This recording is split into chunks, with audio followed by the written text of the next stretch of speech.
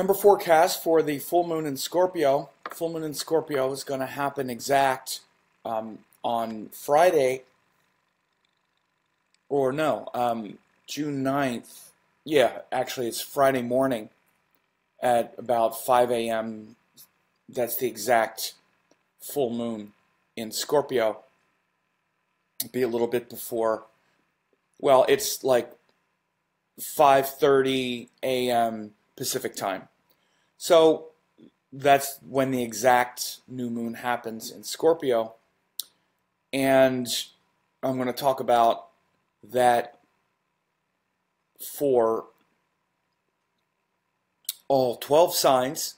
Of course, that's, that includes your sign and every other sign. So I'll also do an overview of the current astrology. You should see the chart there on your screen, and the chart has the Sun Mercury up there in Taurus, Mars in Gemini, Rahu in Leo, Jupiter in Virgo, of course the moon in Scorpio, Saturn retrograde in Sagittarius, Ketu in Aquarius, and Venus in Aries. So this is the backdrop for the full moon, and of course that full moon in Scorpio is opposite the sun in Taurus, and the sun in Taurus means that for the last several weeks we've been trying to really stabilize stabilize our life and do things that bring consistent benefit, consistent results. That includes things like for our family, our money, the stable things in our life that we have, so that we can live a basically a happy life, you would say. I'm about to sneeze here. Wait a minute. Excuse me. Live video. Anyway, so opposite that stable Taurus thing, that stable Taurus lesson with the sun in Taurus, opposite that is that moon in Scorpio, which brings about intensity, change, variety, and often in a sudden and shocking way. And it's literally the sudden shocking qualities of the emotions and other people, and how those things really can reveal our lack of control, our loss of control, our lack of control. And those are things that are directly attributable to the Scorpio lesson. And they're directly opposite the Taurus lesson. Because again, the Taurus lesson is, I have everything under control. I've stabilized everything. I got my money, I got my family, I got my people. Here I am in my nice comfortable house, comfortable home. I'm insulated from all the danger in life, all the things that can undermine me and sort of kill me and upend my pleasure and comfort cycle. And all of those things are related to Scorpio. And so when we have the full moon, of course, it brings into contrast this opposition. And it's the opposition between, again, the structure, the stability, and the dissolving of structure and the instability. We feel a lot of this in relationships. This is why Scorpio comes after Libra. Libra is where we do the relationship thing well, where we have harmony between people, as you would call balance and harmony between people. That's the Libra lesson. We've achieved a certain balance. Good. And then after that balance is achieved, we have the Scorpio lesson, which is, but don't think it's permanent. It has to be a constant negotiation, and then anything can undermine it. There's your fear and vulnerability, jealousy, projection, fear, death, even literal. You might have that nice, beautiful relationship. Somebody dies. Death, right? Scorpio is about death. In the tarot, it's the death card. It's the death of something, something changing, transforming against our will. That's the thing to understand about Scorpio. It's not just changing and transforming, it's changing and transforming against our will, which is important because there's also a lot of change and transformation that we enjoy. In fact, it's like 1/3 of life. And we see the change and transformation that we like in the dual signs, like Gemini, Virgo, Pisces, Sagittarius. This is the natural change and transformation, the dual signs that are always changing. And it's the part of life that needs to change. But the transformation we resist because of our fear, because of attachment, because of hanging on to things, because of trying to keep that pleasure going, which is the Taurus theme, that change is Scorpio. So this full moon in Scorpio is bringing contrast into that stable, solid thing that we are trying to create through Taurus, and introducing this uncertainty, this volatility, this instability. Especially, as I said, the instability, uncertainty, volatility, and change of the emotions, our emotional volatility. We might just change our mind one day. And that person who I love and who I've tried to work things out with and who I've put all this Libra stuff into might just fall in love with somebody else. Right? Happens all the time. Or they might die. Or something that I can't control is going to change my illusion of stability. That's the kind of that's the kind of Scorpio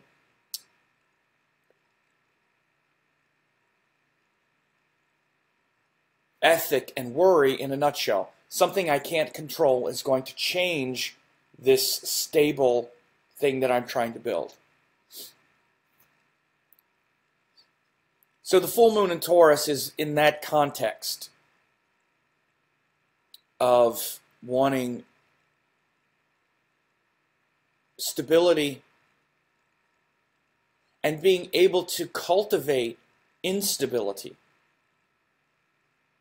and to see change and transformation as part of strengthening the structure in your life. Because nothing is solid and stable if you're resisting all of the things that could undermine it. Whether it's a family unit or a job or money or whatever, nothing is static. And this is the problem of Taurus, which is where we have the sun, is this illusion, again, of stabilizing everything. The best way to stabilize something is to be able to embrace the uncertainty and the change that it requires. You can look at a family dynamic as a good example. How stable is a family unit where no one can express their feelings or can express their fears because of, it might upset everybody. Sometimes people need to be upset. Sometimes all that stuff needs to come out. It needs to be processed and transformed into deeper stability. And this is what Scorpio is really all about. This is what the Scorpio lesson is really all about. It's about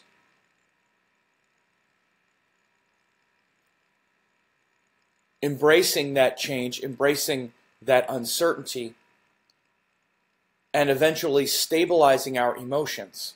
Because that's what Scorpio is. It's a fixed water sign. Fixed modality and water because it's emotional. So the deeper lesson of Scorpio, and in this full moon, we will learn the truth behind it, is actually how much emotional stability and depth we have. And we have as much emotional depth and stability as we're able to embrace all of that and embrace the truth. Because the truth of what is in our heart is much deeper than all of the emotional volatility that I'm describing. We fear something like, let's say, a romantic partner falling in love with someone else. We fear it so much that we try to control the person, and then we project the fear onto the person, and you know, the fear of that situation happening, excuse me, and wind up creating it. We wind up driving the person away because we're trying to control them. So again, there's a lot of what's called projection in Scorpio and in water signs in general because of the emotional quality.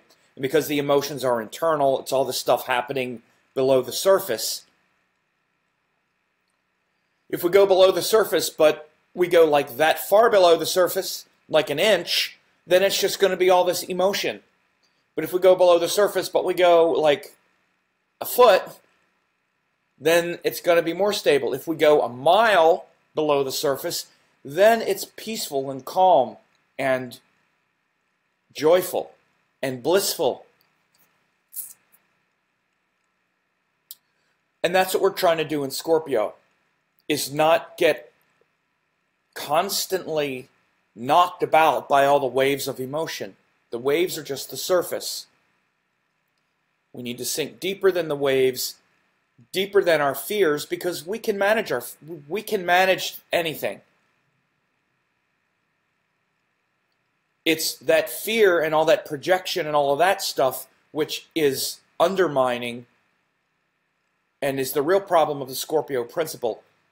Meaning, it's not the fact that the family has issues that need to be processed in Scorpio. It's the fact that maybe people are trying to control it and suppress it that creates the issue. There's no problem that partners, let's say romantic partners, have attraction to other people. We're all attracted to a lot of people. People are good looking. We get along with other people on different levels. But like, let's say the jealousy and the projection that maybe this person's going to leave me for that other person, that's the problem.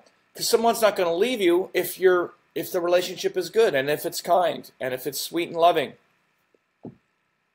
They'll usually leave because you're being nagged to death and hounded to death by someone, and that pushes you into the other person's arms. And it's like that jealousy and that fear and that controlling objectification is what winds up creating the very thing that the Scorpio energy, Scorpio person, or, you know, fears the most. We create it. And this is through all the different signs, that projection.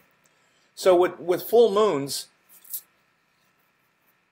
there's a lot of projection that we're looking at with full moons because of the opposition. Because we have the sun one place and the moon in the opposite place. And it's this sort of tension, this sort of harmonic tension between those two that creates stress. And again, because this is where the projection comes from, I don't want to get into sort of amateur Jungian analysis, but you know, the projection is where we take the thing that we often lack, that's unintegrated, and we project it onto others. We project our fear And sometimes, and we project our hopes. Projection happens around the whole gamut. But because Scorpio is inherently, it's a tamasic sign, it's a sign of fear, it's a sign of vulnerability. And the full moons are often where we project the unintegrated part because it's opposite the sun. So this is the big thing we need to be careful on full moons, is projecting the negative of wherever the moon is. Last month we were projecting the Libra because it was opposite the sun in Aries. This month we're projecting the Scorpio because it's the unintegrated opposite part of Taurus. So you have to be careful on this full moon of projecting your fears, your imagined fears, your vulnerabilities, especially those things that you're afraid are going to undermine the stable life that you're trying to build, which is the Taurus principle. So be careful projecting that, especially onto other people in your life, of course. Or even things like your work and your money, or any place where you have where you've invested your value, your values, your resources. Of course, we invest a lot in people, so this is why